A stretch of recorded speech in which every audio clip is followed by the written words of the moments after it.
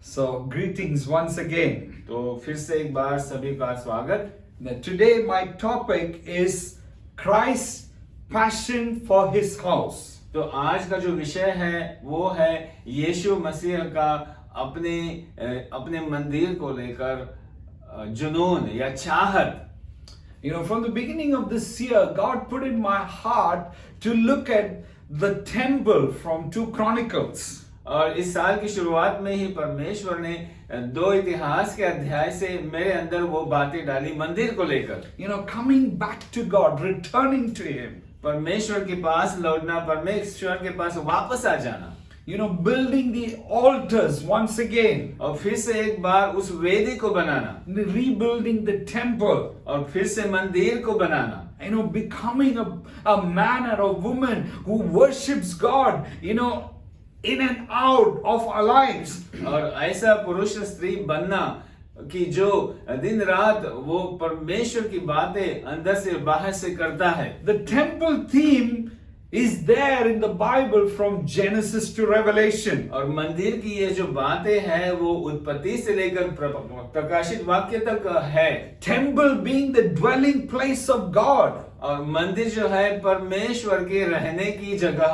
God always wanted to live among men. और परमेश्वर हमेशा मनुष्य के बीच में रहना चाहता And था। when it comes to the New Testament, Paul is saying now your bodies are the temples of the living God. और नए करार में जब पौलुस बात करता है तो वो कहता है कि अब तुम्हारा शरीर परमेश्वर का मंदिर है। So that's the backdrop of what I want to share this morning. तो यह एक पृष्ठभूमि है जो बातें सुबह मैं आपके साथ बांटने वाला So हूं। let's just look at a passage from the New Testament, John chapter 2. तो नए करार से एक अंश को देखेंगे, यूहन्ना का 2 अध्याय। John, you know, talking about Jesus cleansing the temple. और यूहन्ना मंदिर को स्वच्छ करने के बारे में लेकर बता रहा है। You know, verse 13 to 22. और 13 वचन से 22वें वचन तक। Verse 13, it says, when it was almost time for Jewish Passover, Jesus went up to Jerusalem. In the temple courts, he found people selling cattle, sheep and doves, and others sitting at temple exchanging money. So he made a whip out of cords and drove all from the temple court, both sheep and cattle. He scattered the coins of the money changers and he overturned their tables. Verse 16, to those who sold doves, he said, get these out of here. Stop turning my father's house into a market. His disciple remembered that it is written, zeal for your house will consume me. Then the Jews responded to him, what sign can you show to prove your authority to do all this? Jesus answered them, destroy this temple and I will raise it up again in 3 days. Verse 20, they replied, it has taken 46 years to build this temple and you are going to raise it in 3 days? But the temple he had spoken of was his body. After he had raised from the dead, his disciple recalled what he had said. Then they believed the scripture and the words that Jesus had spoken. The cleansing of the temple is recorded in Matthew, Mark and John. मंदिर का यह स्वच्छ करने की जो बातें हैं मत्ती, मरकुस और यूहन्ना के अध्याय में लिखी But है। in Matthew and Mark, it comes at the end of their book. लेकिन मत्ती और मरकुस में यह जो घटना है वो किताब के अंत में आती है। It is shown as it happened at the last week of Jesus' life on earth. ऐसे दिखाया गया है कि यीशु के जीवन का जो आखिरी सप्ताह है उस समय में ये घटना Maybe just 5 days before his death. उसके मरने के कुछ 5 दिन पहले। But in John's gospel, it is shown at the beginning of his ministry. लेकिन यूहन्ना की किताब में वह उसकी सेविका की शुरुआत में वो बातें बताई हैं। You know, many scholars say it didn't happen twice. The cleansing of the temple happened only once. और बहुत सारे जो अभ्यासक है वो कहते हैं कि यह घटना 2 बार नहीं हुई, एक ही बार हुई थी। Then why the gospel writers, two of them writes at the end of the gospel, and John deliberately writing at the beginning of the gospel. तो ऐसा क्यों है कि 2 किताबों में वो अंत के भाग में लिखा है और यूहन्ना जो है उसको शुरुआत के भाग में लिखता है। John is deliberately setting the scene for the gospel. और यूहन्ना जो है सुसमाचार के लिए यहाँ पर एक दृश्य है वो तैयार करता है। John is setting an entry narrative of his book from here. और यूहन्ना जो है वह उस किताब की जो शुरुआत है वो यहाँ पर करता है। Because John wrote the gospel for the Jewish people. क्योंकि यूहन्ना ने जो किताब लिखा है वो यहूदियों के लिए लिखा है। Many were turning to Christ and he wanted to give them the narrative of Jesus being the Son of God, the Logos of God. और वह यहूदियों को इस बात को समझाना चाहता था कि यीशु परमेश्वर का पुत्र है, जो लोगोस है, जो वचन है, उसके बारे में। And John is trying to introduce a symbolic movement through the temple. और यूहन्ना जो है मंदिर के द्वारा एक चिन्ह या उन बातों को वो दिखाना चाहता था। John is in a way saying Jesus is the temple. Now I'll show you how you can go from the outer court into the inner court into the holy of holies. और एक प्रकार से यूहन्ना उनको बताता रहा था कि यीशु अब मंदिर है और तुम बाहरी कक्ष से भीतरी कक्ष और एकदम अंदर वाली कक्ष में कैसे जा In सकते हो। chapter 1, Jesus is presented as the ark upon God's presence rest. और पहले ही अध्याय में यूहन्ना के यीशु जो वेदी है उसके बारे में बताया है, जो As the lamp, the light of the world. और वो ज्योति जो जगत की ज्योति है। And as the altar from which things ascend and descend between heaven and earth. या वो वेदी है जहां से स्वर्ग में जाती है बातें और स्वर्ग से बातें धरती पर नीचे आती है। In chapter 2, is in presenting Christ as the temple, introducing us to the structure itself. और chapter 2. और दूसरे अध्याय में वह इमारत या मंदिर या भवन उसके बारे में वहां पर बात करता है। In each chapter, John is saying, this is the temple. और हर एक अध्याय में यूहन्ना बता रहा है कि यह मंदिर है। John 3 begins by being born again. That's where you start your journey. और यूहन्ना तीसरे अध्याय में नया जन्म पाना, जहां से तुम्हारी मंदिर की शुरुआत होती है, वो बातें हैं। The brazen altar, the sacrifice, the brazen laver. और जहाँ पर बलि चढ़ाया जाता है बाहरी कक्ष में, फिर वहां पर हाथ धोना होता है और उसके बाद वहां पर दिया जलाने का जो अंदरी कक्ष में है। And in the chapter preceding, following chapter, it speaks about Jesus saying, I am the bread of life. और फिर आने वाले अध्यायों में वहां पर यीशु कहता है, मैं जीवन की रोटी हूँ। Unless you eat my flesh. और जब तक कि तुम मेरा शरीर नहीं खाओगे। Jewish festival in relation to the temple is mentioned in John's gospel. और यहूदियों का जो फसह का पर्व है उसका जो रिश्ता है मंदिर के साथ, वह यूहन्ना ने अपने इस समाचार की किताब में लिखा है। Chapter 8 and 9 brings us to the lamb within the temple, the very presence of God. और Chapter 8 and 9. और 8वें और 9वें अध्याय में वह जो ज्योति है वो मंदिर में वहां पर है। Then Jesus is introducing the Holy Spirit, the very glory of God in the temple. और फिर यीशु जो है परमेश्वर की उपस्थिति, जो पवित्र आत्मा है मंदिर में, उसके बारे में बताता है। John 17 we see the high priestly prayer. और यूहन्ना 17वें में महायाजक की प्रार्थना हम देखते हैं। Then in Christ's death we pass through the curtain.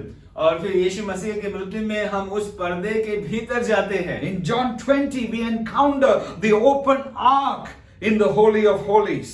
और फिर उस अध्याय में वहां पर John 20. और यूहन्ना के 20वें अध्याय में वहां पर वो खुला जो जगह है परमेश्वर का स्थान, वहां पर हम आते हैं। In Christ's tomb.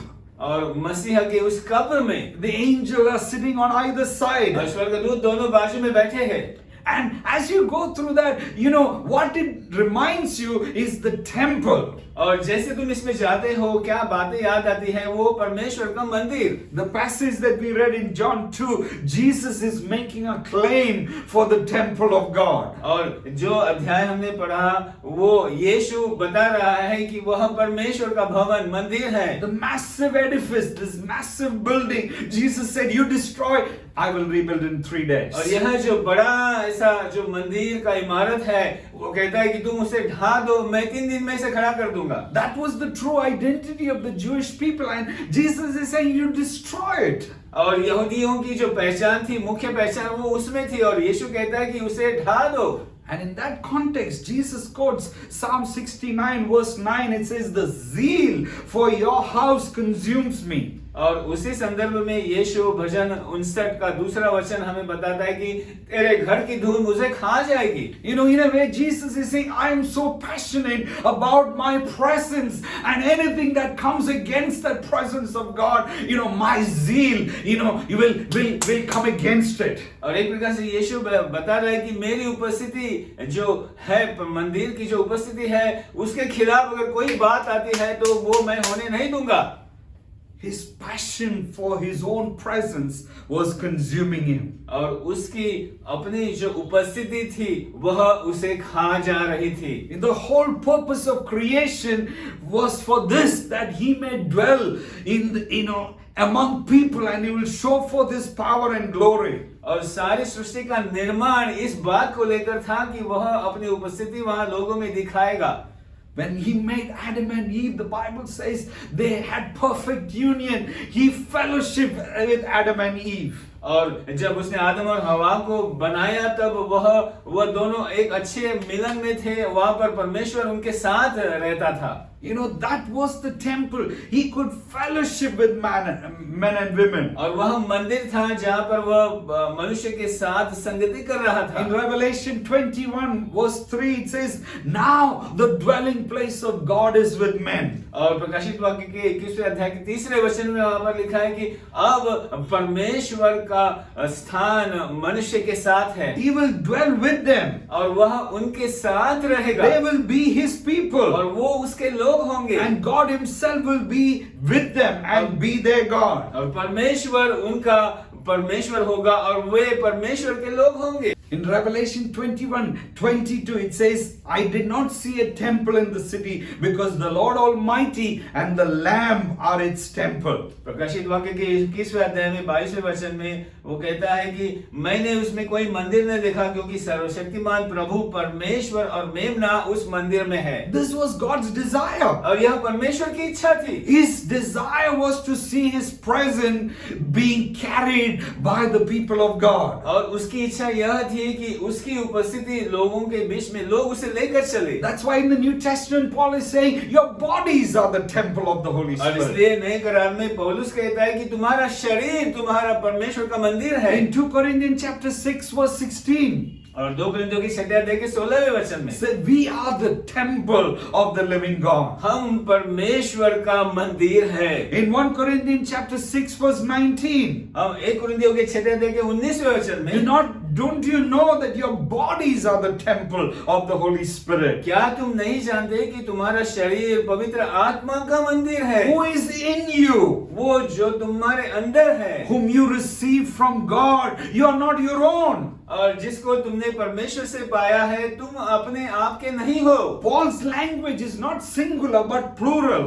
और पौलुस की जो बात है वो एक वचन नहीं अनेक वचन है. He says we are the temple of the living God. और वो कहता है कि हम परमेश्वर का मंदिर Your है. bodies are the temple of the Holy तुम्हारे Spirit. शरीर परमेश्वर का मंदिर है.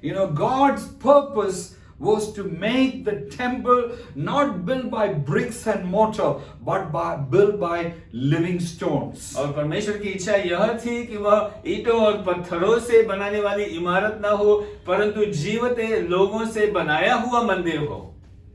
You and me. आप और मैं. Ephesians 2 verse 21 and 22. इफिसियों के दूसरे अध्याय के 21 और 22वें वचन में it says, in him the whole building is joined together and rises to become the holy temple in the Lord, and in Him you two are being built together to become a dwelling place in which God lives by His Spirit. और उसमें लिखा है कि जिसको कोने का पत्थर मसीह यीशु आप बनाए गए हो, जिसमें सारी रचना एक साथ मिलकर प्रभु में एक पवित्र मंदिर बनते जाती है, जिसमें तुम भी आत्मा के द्वारा परमेश्वर का निवास स्थान होने के लिए बनाए जाते हो। We are joined together to become the holy temple of the Lord. हम साथ में जुड़े जाते हैं परमेश्वर का पवित्र मंदिर And in होने the के New लिए। Testament it says the church of Jesus Christ is the temple. और नए करार में हम देखते हैं कि कलीसिया, यीशु की कलीसिया है, वो परमेश्वर का मंदिर है। Zeal for my house consumes me. मेरे घर की धूल मुझे खा जा रही है। Matthew 16 verse 18 it says, I will build my church and the gates of hell will not prevail against मत्ती it. 16 का 18वां हमें बताता है कि मैं मेरा घर बनाऊंगा, मेरी कलीसिया बनाऊंगा और अधोलोक के द्वार उस पर प्रबल नहीं होंगे। Jesus is passionate about his church. और यीशु अपने कलीसिया को लेकर बहुत ही, अपने मंदिर को लेकर बहुत ही उत्साहित है।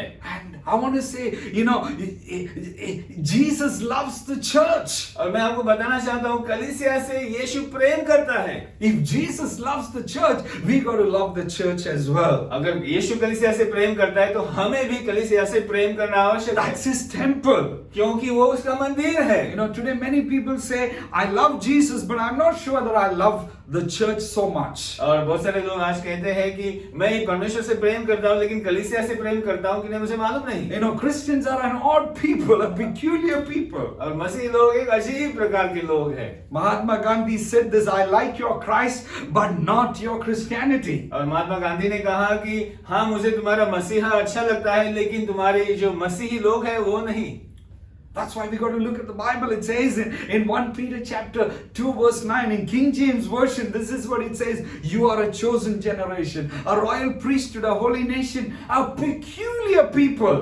और इसलिए एक पत्रस के दूसरे अध्याय के 9वें वचन में लिखा है कि तुम एक चुना हुआ वंश, राज पदधारी, याजकों का समाज और पवित्र लोग और परमेश्वर की निज प्रजा हो। Hallelujah. Hallelujah. We are a peculiar people. हम खास विशेष लोग हैं। And Jesus loves his church. और यीशु अपनी कलीसिया से प्रेम करता है।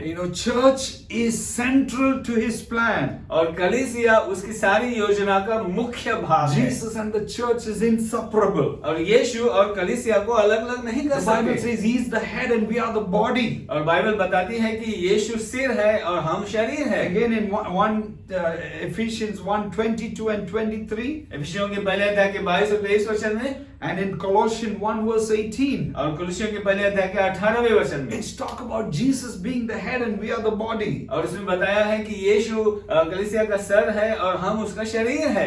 And that's why Jesus was so emotional in John chapter 2. और इसलिए यूहन्ना के दूसरे अध्याय में यीशु इतना भावनिक हो जाता है। When he saw what people were doing in the temple. और मंदिर में उसने जब देखा लोग जो कर रहे थे उसको देखकर, they have made the temple into a marketplace. और उन्होंने मंदिर को एक व्यापार का जगह बनाया। And in a way you can say you made the church into a marketplace. और एक प्रकार से वो कह रहा था कि तुमने कलीसिया को व्यापार का जगह बनाया। You made Jesus being a product which you can sell. और यीशु को एक खरीद या बेचने वाली वस्तु बनाया है। What happens in the market? और व्यापार में, मार्केट में क्या होता है? It's a place people make money. और वो ऐसी जगह है, व्यापार करके लोग पैसा लेन देन करते हैं। Buying and selling happens. वहाँ पर बेचना खरीदना होता है। People exchange money. और लोग पैसे की लेन देन करते हैं। The success is measured by how profitable is the business. और सफलता जानी जाती है कितना पैसा तुमने कमाया उसको लेकर। Market is measured by demand and supply. और मार्केट जो है कितना आना है कितना जाना है उस पर निर्भर रहता है। Balance sheet, bank balance, the name and fame. और बैंक बैलेंस कितना है, बैलेंस शीट, और कितना मशहूर हो गया है। Not so with the church. लेकिन कलीसिया के साथ ऐसा नहीं है। What is exchanged is love. और वहाँ पर जो लेन देन होती है वो प्रेम की लेन देन होती है। What is exchanged is forgiveness. और जहाँ पर दिया जाता है वो क्षमा देना होता है। Affirmation, acceptance. या आपको स्वीकार किया जाता है, आपको पसंदी दी जाती है। And truth and promises of God the Father. और परमेश्वर की सच्चाई और उसकी प्रतिज्ञाएं। That's why Jesus became so emotional. और इसलिए यीशु इतना भावनिक हो गया। He was so angry to the point of, showing it the disgust of God, the displeasure of God. और वह इतना गुस्सामंद हो गया और वो दिखा रहा था परमेश्वर का एक प्रकार से नाराजी वो दिखा रहा He था। says, how dare you turn this place into a market? और वो एक प्रकार से कह रहा था कि कैसे तुम इस मंदिर को तुम एक व्यापार का बाजार का जगह बना रहे हो। My house will be called the house of prayer for the nation. और मेरा घर राष्ट्रों के लिए प्रार्थना का घर In कहलाएगा। a way, Jesus is saying this temple, this church will determine the affairs of the world. और एक प्रकार से यीशु कह रहा था यह जो कलीसिया है, यह जो मंदिर है, वो दुनिया में क्या होने वाला है वो बताएगा। She will pray and I will answer. और कलीसिया प्रार्थना करेगी और मैं उत्तर दूंगा। And I will move in power. और मैं सामर्थ्य से कार्य करूंगा। I want to say we are living in, some of the, one of the darkest days in history. और इतिहास में मैं आपको बताऊं कि हम ऐसे काले अंधकार के समय में जी रहे हैं। And it is we who can change the destiny of the world. और अब हम हैं जो इस दुनिया की जो बातें हैं उसे बदल सकते We हैं। can change the course of history. और इतिहास को हम बदल सकते हैं। Because we have the presence of God. क्योंकि हमारे पास परमेश्वर की उपस्थिति है। God has no plan B. परमेश्वर की और कोई योजना नहीं है। The temple, the church is his plan A. और मंदिर या कलीसिया यही उसकी मुख्य योजना है। And Jesus loves and he's passionate and he's dedicated to his church. और यीशु उसे प्रेम करता है, उसको लेकर जुनून रखता है और सारी चाहत उसी को लेकर है। And if we understand what happens in the temple, अगर हम समझ सकते हैं मंदिर में क्या होता है, तब we understand church and we understand our own ministry in many ways. और हम कलीसिया को जान सकते हैं, हमारी सेविका हमें क्या करना है वो हम जान सकते So I want हैं। to bring some practical aspect. तो कुछ प्रायोगिक बातें करने जैसी बातें मैं आपके सामने ला रहा हूँ। So there are many aspects, but I want to just focus on few.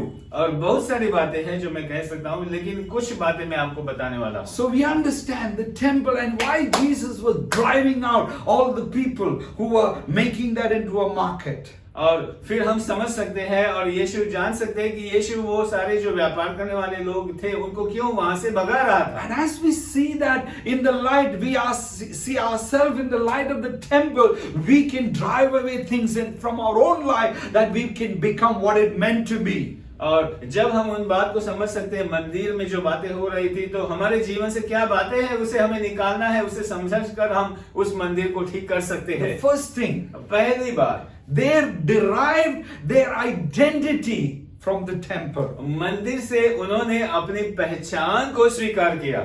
When Moses was called to the mountain by God, परमेश्वर ने जब मूसा को पहाड़ पर बुलाया, when he was going to give him the 10 commandments, the blueprint for the tabernacle, और जब वो 10 आज्ञाओं या एक नक्शा देने वाला था मंदिर के लिए, and that's in that context God said, I will make these people to be my treasured possession. और उस संदर्भ में वो कह रहा था कि ये लोग मेरे अपने निज लोग होंगे, अपनी प्रजा होगी। In Exodus chapter 19 verse 5 and 6, और निर्गमन के 19वें अध्याय के 5वें और 6वें वचन में, then it says, you will be a kingdom of priests and a holy nation. और तुम जो है याजकों का समाज, एक परमेश्वर का राज्य बनोगे। And Peter brings that same truth into the New Testament. In 1 Peter 2:9 it says, you are a chosen generation, you are a royal priesthood, you are a holy nation. और पतरस उसी बात को नए करार में पहले अध्याय, पतरस के दूसरे अध्याय के 9वें वचन में वही बातें लेके आता है कि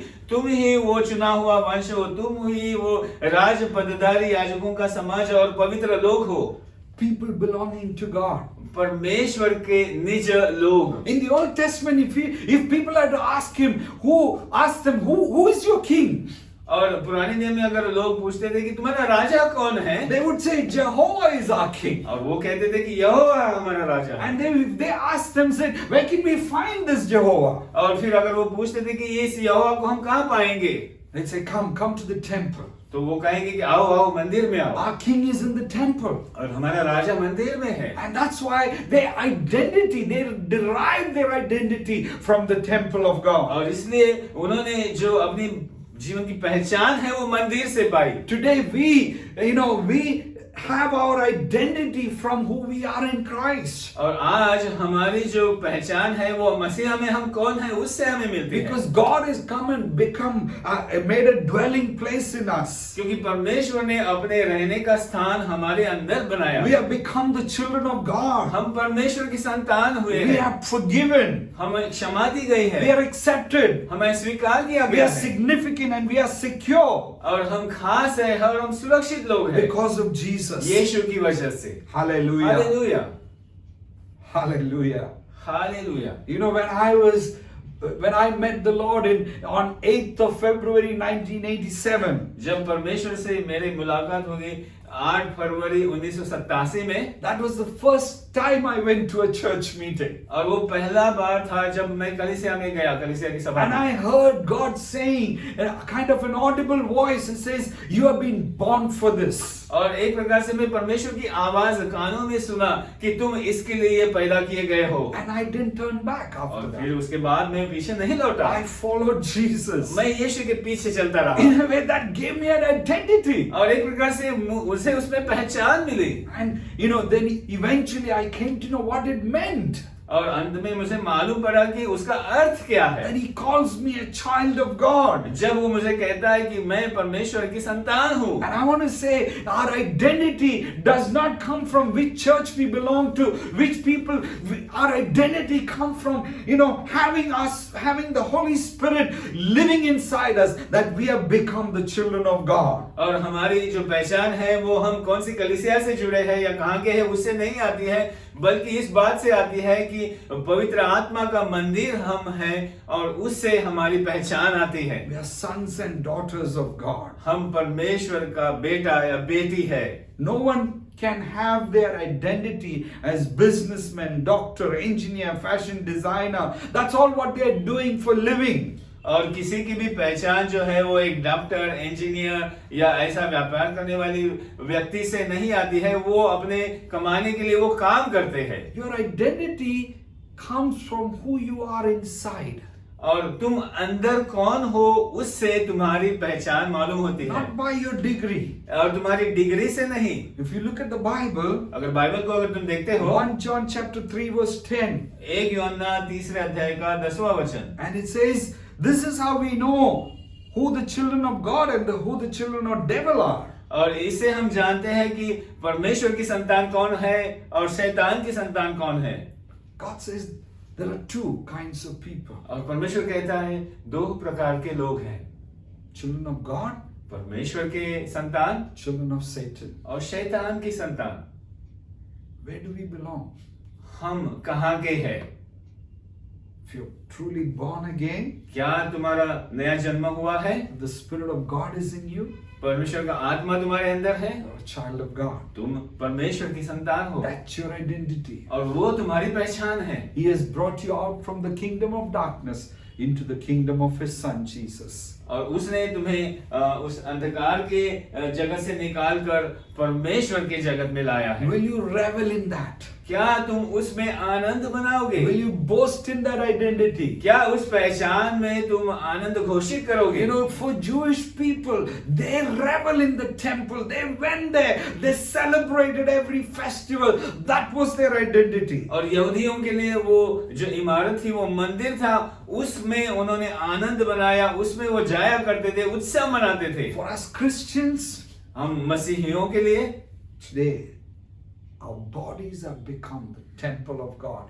God dwells by His Spirit inside us. That's our identity. और हमारा शरीर परमेश्वर का मंदिर है, पवित्र आत्मा के द्वारा परमेश्वर हमें वास करता है, यही हमारी पहचान है। Secondly, दूसरी बात, the temple was the meeting place of God, और मंदिर परमेश्वर के साथ मिलने का स्थान था, where heaven met, the earth, जहाँ पर स्वर्ग धरती से मिल गया, where mere mortals met the divine. और हमारे जैसे जो लोग हैं वो वहां पर अलौकिक से उनकी मुलाकात हो गई, Where they heard the voice of God. और जहाँ पर उन्होंने परमेश्वर की आवाज को सुना। It was not a religious place, और वह एक धार्मिक जगह नहीं थी, but it was a place where people found life. लेकिन वो ऐसी जगह थी जहाँ पर लोगों ने अपने जीवन को पाया। It was a place they met with God. और वो ऐसी जगह थी जहाँ वो परमेश्वर से मिले। And they found life itself in the temple. और मंदिर में उन्होंने अपने जीवन को पाया। And I want to say today, और आज मैं आपको बताना चाहूंगा, God wants us to encounter Him on a daily basis because we are the temple of God. और परमेश्वर चाहता है कि हम प्रतिदिन उसके साथ मुलाकात करें, क्योंकि हम परमेश्वर का मंदिर We हैं। don't meet with God on a Sunday. हम सिर्फ रविवार को परमेश्वर से नहीं मिलते हैं, Alone, we meet God every day, हम प्रतिदिन परमेश्वर के साथ मिलते हैं, anytime. हर कोई भी समय में। That's the privilege we have. और वही सौभाग्य है हमारे लिए। And I want to ask you this question: are you encountering God और मैं यह प्रश्न पूछना चाहता हूँ कि क्या तुम परमेश्वर के साथ मुलाकात करते हो? on a daily basis? प्रतिदिन करते हो Or क्या? are you waiting for just the Sunday to come so that you can encounter God? या सिर्फ आप रविवार के इंतजार करते हो कि बस आप परमेश्वर के साथ मुलाकात करोगे? As you read the Bible, as you study the scripture, you encountering God. और जैसे तुम वचनों को पढ़ते हो, वचनों का मनन करते हो, तुम परमेश्वर से मुलाकात करते हो, Because He dwells within you. क्योंकि वो तुम्हारे अंदर रहता है। Thirdly, तीसरी बात, it's a place of worship and devotion. और वो जगह है जहाँ पर भक्ति और आराधना करना है। It's a place of worship. और आराधना की जगह है। That's why Jesus was so upset. और इसलिए यीशु इतना निराश या उदासीन हुआ था। Instead of worship, business was happening. और आराधना के बजाय वहां पर व्यापार हो रहा था। And today, today we can worship God at any time. और आज जो है हम दिन के कोई भी समय में आराधना कर सकते हैं। As the Bible says in John chapter 4, we worship Him in spirit and in truth. और यूहन्ना के 4 अध्याय में बाइबल हमें बताती है कि हम आत्मा में और सच्चाई में उसकी आराधना करते हैं। It's a place that you make prayers and petitions to God. और वो ऐसी जगह है जहां हम परमेश्वर को लेकर प्रार्थना करते हैं, हमारी मांगे उसके सामने रखते हैं। And it's a place that you kind of experience the presence of God in a tangible way. और वो ऐसी जगह है जहां पर हम परमेश्वर की उपस्थिति का बड़े पैमाने में अनुभव करते हैं। And I want to ask you this: और मैं आपको ये पूछना चाहता हूँ, are you experiencing the presence of God? क्या परमेश्वर की उपस्थिति का आप अनुभव करते हो? Are you worshiping and are you being devoted to God on a daily basis? Are you praying? Are you interceding? Are you using the things that God has put within you? क्या आप प्रतिदिन प्रार्थना करते हो या आराधना करते हो, परमेश्वर के साथ मिलते हो? परमेश्वर ने जो बातें तुमको दी है, क्या आप उसको भक्ति के लिए उसका इस्तेमाल करते हो? Today I want to encourage you. आज मैं आपको प्रोत्साहन देना चाहता हूँ। You can come back to God. आप परमेश्वर के पास लौट सकते हो। And He says, God, help me to recognize this.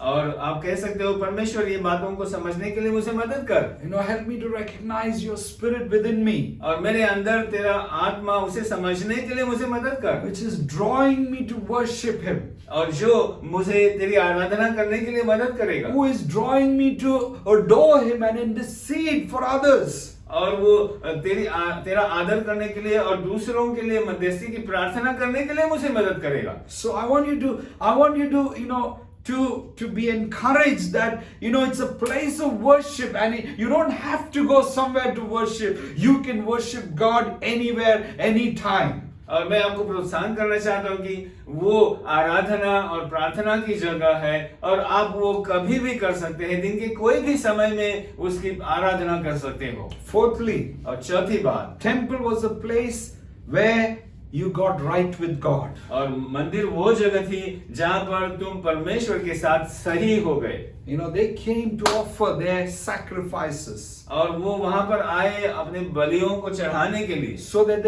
their sins could be covered and forgiven. ताकि उनके पाप ढांप दिए जाए और उनको क्षमा मिल जाए। The blood of the bulls and the goats covered their sins. और भेड़ और बकरियों का जो लहू था उनके पापों को ढक देता था। And they came dedicatedly, month after month, year after year, in that place, in that temple, to sacrifice so that their sins they could get right with God. और वो लगातार बार बार वहां पर साल भर में आते थे वहां पर, और वो सारे बलि चढ़ाते थे ताकि उनको वहां क्षमा मिले और वो परमेश्वर के साथ ठीक हो जाए। Today we don't need to do that. आज हमें वो करने की जरूरत नहीं We है। belong to the Church of Jesus Christ. हम यीशु मसीह की कलीसिया के भाग है, Because where Jesus has sacrificed himself for our sins, और जहाँ पर यीशु ने हमारे पापों के लिए अपना बलि चढ़ाया है, we can receive forgiveness through the blood of Christ. और यीशु के लहू के द्वारा हम क्षमा पाते हैं। We don't have to come with some pretense. और हमें कुछ बातों को लेकर दिखावा We करने की can जरूरत come नहीं। as we are. जैसे हम हैं वैसे हम आ We सकते can हैं। come to him and confess our sin. We can repent from our sins, and we will get right with God. और हम आकर अपने पापों की क्षमा मांग सकते हैं, उसे कह सकते हैं, और हमें वहां से छुटकारा और क्षमा मिलेगा। It says in 1 John chapter 1 John 1, 8 to 10. और 1 यूहन्ना पहले अध्याय का 8वां और 9वां वचन हमें बताता है। In verse 9 it says, if you confess your sin, he is faithful and just to forgive us from all our sin and purify us from all unrighteousness. और 8वें 9वें वचन में वो लिखता है कि अगर तुम अपने पापों को कबूल करोगे तो वह हमें शुद्ध और स्वच्छ करने के लिए मजबूत है, और वो हमें वैसा करेगा। And there is no great sin before God, or there is no small sin. और परमेश्वर के सामने कोई बड़ा पाप नहीं है या कोई छोटा पाप नहीं है। He can forgive every sin. और वो हर पाप को क्षमा कर We सकता can है। get right with God every day. और प्रतिदिन हम परमेश्वर के साथ सही हो सकते And we हैं, can enjoy the peace of God. और परमेश्वर की शांति हम उसका अनुभव कर सकते हैं। Hallelujah. Hallelujah. That was what temple meant to be. और मंदिर वही चीज के लिए बनाया गया है। We don't have to sacrifice anything. हमें कुछ बलि चढ़ाने की जरूरत नहीं We है। don't have to enact the sacrifice of Jesus like many Catholics do. और बहुत सारे जो कैथलिक है वो जैसे यीशु का बलि चढ़ाते रहते हैं, वैसे हमें करने की The जरूरत Bible नहीं। says Jesus died once for all. और बाइबल अक्सर कहती है कि यीशु एक ही बार मरा, So we can believe what he has said, तो हम विश्वास कर सकते हैं जो उसने कहा है, and we can receive forgiveness by faith. और जो क्षमा है हम विश्वास के जरिए उसे पा सकते हैं, And we can walk before God blameless. और हम बिना किसी दोष परमेश्वर के सामने चल सकते हैं। What a privilege. और क्या सौभाग्य की बात I है। don't know whether you understand what I'm saying fully. मुझे पता नहीं कि मैं जो बता रहा हूँ क्या आप पूरी तरह से समझ पा रहे हो। Today the whole world is trying to get there, to deal with their sin. और सारी दुनिया जो है आज एक प्रकार से कोशिश करती है अपने पाप से कुछ करने के लिए, But today, लेकिन आज there is someone who has dealt with every sin in our lives. कोई ऐसा है जिसने हमारे जीवन के हर एक पाप को नष्ट किया है, And we can come to him. और हम उसके पास आ सकते हैं। We can come to him boldly, हम उसके साथ ढाढ़स से आ सकते हैं, and we can receive mercy and grace at the time of our need. और हम करुणा और अनुग्रह हमारी जरूरत के समय में पा सकते हैं उसके Fifthly, द्वारा। और तीसरी बात, Temple was a place of holiness.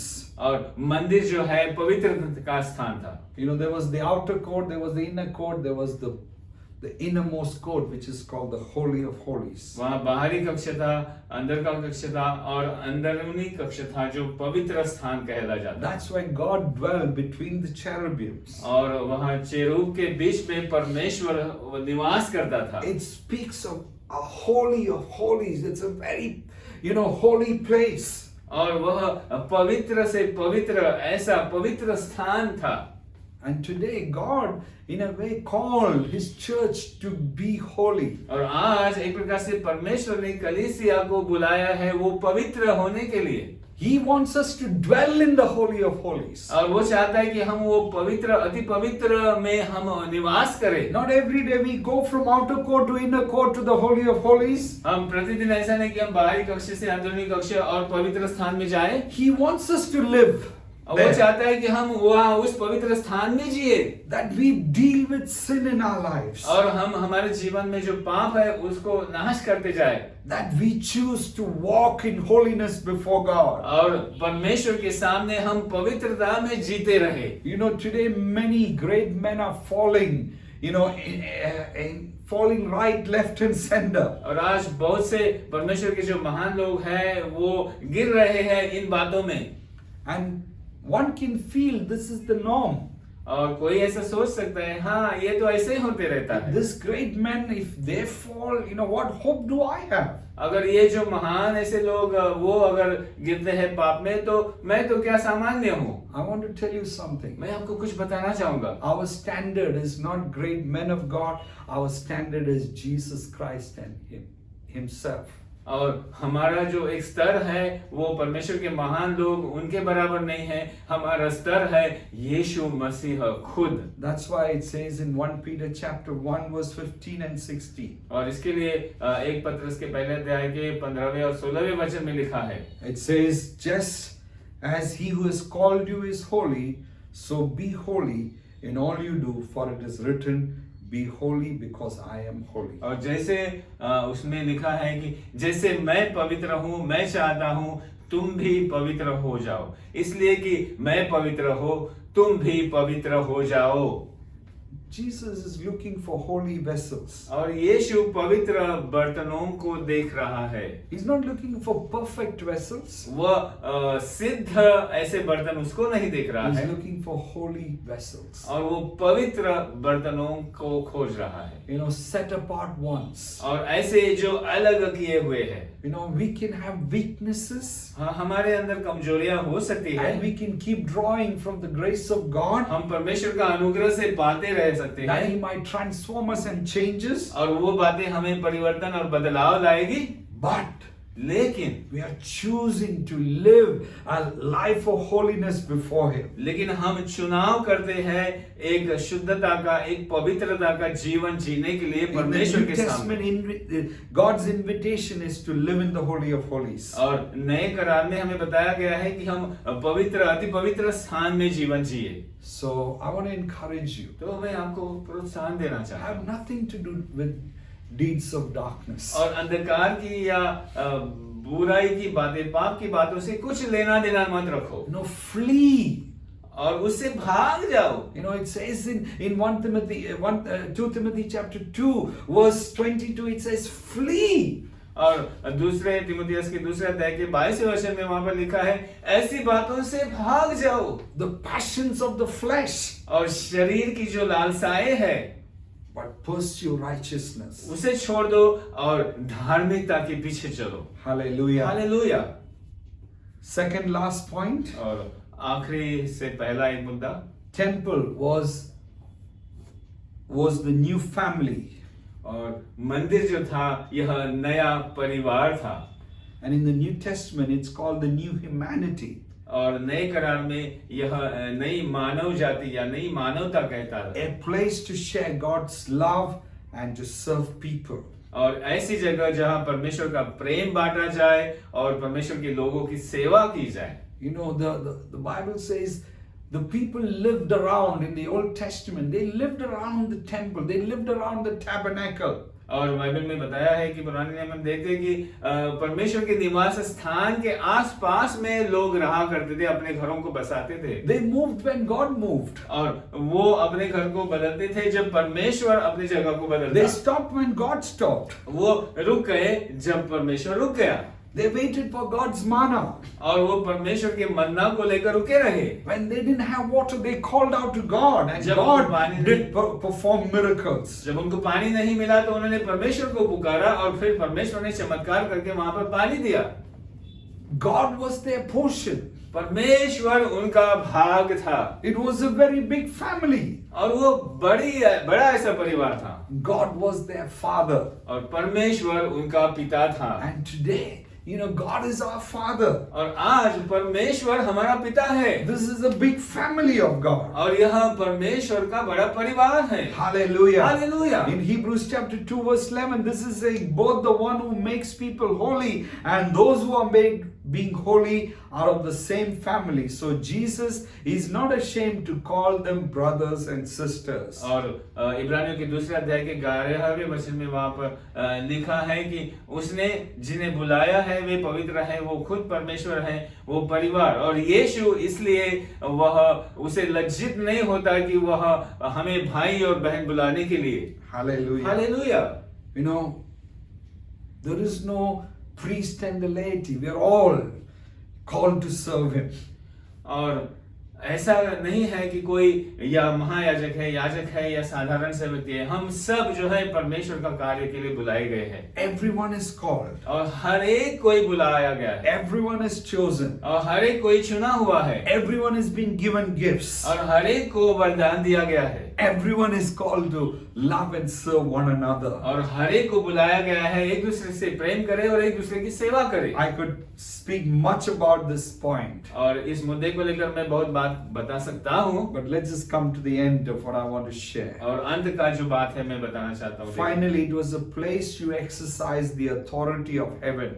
और अंत में हम देखते हैं कि वो ऐसी जगह है जब स्वर्ग का अधिकार वहां पर जताते हैं। Hallelujah. Hallelujah. You know, the temple, there was power. When people looked at the temple and prayed to the temple, God heard their prayers. और वह एक सामर्थ की जगह थी। जब उन्होंने मंदिर को देखा और प्रार्थना की और परमेश्वर ने बड़े बड़े कार्य किए। 2 Chronicles 7:14, if my people who are called by my name will humble themselves and pray, then it says, I will heal their land. और 2 इतिहास 7वें अध्याय के 14वें वचन में कहता है कि अगर मेरे लोग, मेरी प्रजा के लोग वो आएंगे, प्रार्थना करेंगे, नम्र होंगे, तब मैं उनकी सुनूंगा और जो उनका त्यों कर दूंगा। You read the Old Testament, when they depended on God, they heard the prophetic from the prophets, and the Bible says God set ambushes and God gave them victory. और हम पुराने नियम में देखते हैं कि जब लोगों ने मांगा और परमेश्वर ने भविष्यवाणी की और बताया और परमेश्वर ने कार्य किया, वहां पर उनके लिए लड़ाई की और जीत दी। In the New Testament, Jesus said this. और नए करार में यीशु ने ये कहा है। In the context of I will build my church. और इस बात को लेकर कि मैं मेरी कलीसिया को बनाऊंगा। And it says I will give you the keys of the kingdom of heaven. और उसने कहा कि स्वर्ग के राज्य की चाबियां मैं तुमको दूंगा। Whatever you open will be open indeed. और जो भी तुम खोलोगे उससे वो खुल जाएगा। Whatever you close, it will be closed और जिसको indeed. तुम बंद करोगे वो बंद हो जाएगा। Hallelujah. Hallelujah. He has given us the power. उसने हमें सामर्थ्य ताकत He दिया has है। given us the authority. उसने हमें अधिकार दिया है। As we pray, और जैसे हम प्रार्थना as करेंगे, we call out to God जैसे हम परमेश्वर को बुलाएंगे and move in faith, और विश्वास में आगे बढ़ेंगे, He will do things that He wants to do. और वो बातें करेगा जो वो करना चाहता है। And as Bill Hybels said, जैसे बिल हाइबल ने कहा है, this is local church is the hope of the world. और यह स्थानीय कलीसिया जो है दुनिया के लिए एक आशा का स्थान है। Because He dwells by His Spirit. क्योंकि वो अपनी आत्मा से उसमें निवास करता है। It doesn't matter how big is your church. और यह कोई मायने नहीं रखता कि तुम्हारा कलीसिया कितना बड़ा है। Whether you have thousands or whether you have 20. और आपके पास 1000 लोग हैं या आपके पास 20 लोग हैं, Or whether you are 100. या आपके पास सिर्फ 100 लोग हैं। Each church is powerful because He dwells in us by His Spirit. हर एक कलीसिया सामर्थ्यशाली है क्योंकि वो अपनी आत्मा से उसमें निवास करता है। And He is consumed with the passion for His church, His house. और वो अपने घर को लेकर खाया जाता है, उसको अपने कलीसिया से वो खाया जाता This है। morning I want to ask you, इस सुबह मैं आपको पूछना चाहता हूँ, are you consumed with the passion for His house? क्या उसके घर की धुन तुम्हें खा जाती है? If so, अगर ऐसा है, you need to begin to cleanse, begin to clean yourself, clean the temple. तो आपको अपने इस मंदिर को स्वच्छ करना होगा, साफ करना होगा, शुरुआत करनी होगी। Get rid of sin in your life. अपने जीवन में जो पाप है उसे दूर कर दो, हटा दो। Deal with some of the attitudes और आपके कुछ स्वभाव जो ठीक नहीं है उसे ठीक कर दो, which is contrary to the word of God. जो परमेश्वर के वचन के खिलाफ है। Begin to believe the promises of God. और परमेश्वर की प्रतिज्ञाओं में भरोसा करने को सीखो। Begin to call out to the Holy Spirit who dwells in you. और पवित्र आत्मा को बुलाओ जो तुम्हें निवास करता है। And be the temple that God meant you to be. और वो मंदिर बनो जो परमेश्वर चाहता है तुम ऐसा हो जाओ। That you derive your identity from the Spirit that is dwelling in you. और वो जो आत्मा तुम्हें निवास करता है उससे तुम अपनी पहचान को That पाओ। you meet with Him on a daily basis. और प्रतिदिन उससे मिलते रहो। That you worship Him and you pray and you bring your petition to Him. और तुम उसकी आराधना करो और तुम्हारी बातें जो चाहते हैं उसके पास लाओ और उनको सुनो। That you get right with God on a daily basis. और प्रतिदिन तुम परमेश्वर से सही बनते जाओ। That you get cleansed and you get purified so that you can serve Him better. और तुम स्वच्छ हो जाओ और पवित्र और शुद्ध हो जाओ ताकि तुम उसकी सेवा अच्छे से कर पाओ। And you live as a family to love and serve one another. और तुम ऐसा परिवार बनो जो एक दूसरे को प्रेम करेगा और एक दूसरे की सेवा करने वाला होगा। And finally you stand in authority और अंत में तुम उस अधिकार में खड़े हो जाओ as God's people, और परमेश्वर के लोग कहते as हैं। God's chosen vessel, और परमेश्वर का चुना हुआ बर्तन ऐसे and bring about God's purpose on here on earth. और इस धरती पर परमेश्वर के मकसद को लेकर So आओ। I call upon you, तो मैं आपको बुला रहा हूँ, you the temple of God, आप जो परमेश्वर का मंदिर है, rise up, उठ जाओ be that which God meant you to be. और वो बनो जो परमेश्वर चाहता है तुम हो जाओ। You are the carriers of the presence of God. आप परमेश्वर की उपस्थिति को लेकर चलने वाले हो। If you don't rise, अगर तुम नहीं उठते हो you are not fulfilling God's call and purpose in your तो life. परमेश्वर का जो मकसद है तुम्हारे जीवन में उसे आप तुम पूरा नहीं कर रहे I'm हो। speaking to myself as much as I'm speaking to you. मैं मेरे लिए भी वही बोल रहा हूँ जो मैं तुम्हारे लिए कह रहा हूँ। Cleanse yourself. अपने आप को स्वच्छ करो। No, like Jesus was indignant. He was so, full of displeasure when he saw the temple filled with ungodliness. You got to become disgusted with what is happening, and you yourself raise the standard and say, God, I want to live in the Holy of Holies. और जैसे यीशु ने उस मंदिर में देखा वहां पर जो गंदगी थी वो उसे साफ करने निकला, वैसे तुम्हारे मंदिर को देखो परमेश्वर को नजर रखते हुए कि क्या स्वच्छ करना है और क्या पवित्रता से उसमें जीना है। Hallelujah. Hallelujah. Can I just encourage you क्या मैं आपको प्रोत्साहित कर सकता हूँ that you become कि तुम हो जाओ that temple वो मंदिर बन जाओ of the Holy Spirit, पवित्र आत्मा का मंदिर, that you live और तुम जियो to the fullest what God meant you to be. और वो पूर्ण होने के लिए जो परमेश्वर ने चाहा है